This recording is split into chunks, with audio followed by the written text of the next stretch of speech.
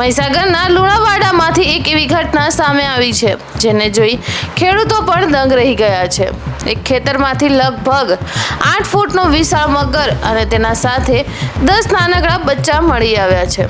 આખા વિસ્તારમાં આ ઘટનાએ ચકચાર મચાવી દીધી છે।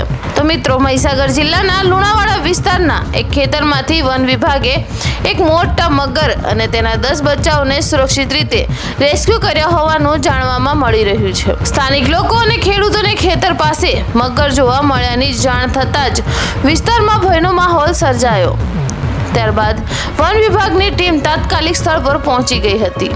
વન વિભાગે સાવચેતીપૂર્વક રેસ્ક્યુ ઓપરેશન હાથ ધરીને લગભગ 8 ફૂટ લાંબા મગરને કાબૂમાં લીધો હતો।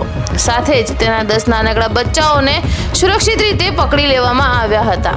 મગર અને તેના બચ્ચાઓને બાદમાં સુરક્ષિત સ્થળે ખસેડવામાં આવ્યા હોવાનું જણાવવામાં આવી રહ્યું છે।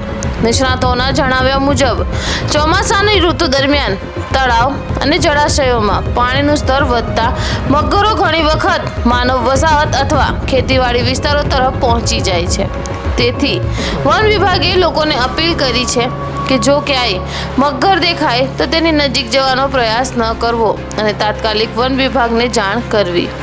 સદનસીબે આ સમગ્ર ઘટનામાં કોઈ જાનહાનિ થઈ નથી, પરંતુ લુણાવાડા વિસ્તારની આ ઘટનાએ એક વખત ફરી સાબિત કરી દીધું છે કે જંગલી પ્રાણીઓથી સાવચેત રહેવું તે કેટલું જરૂરી છે।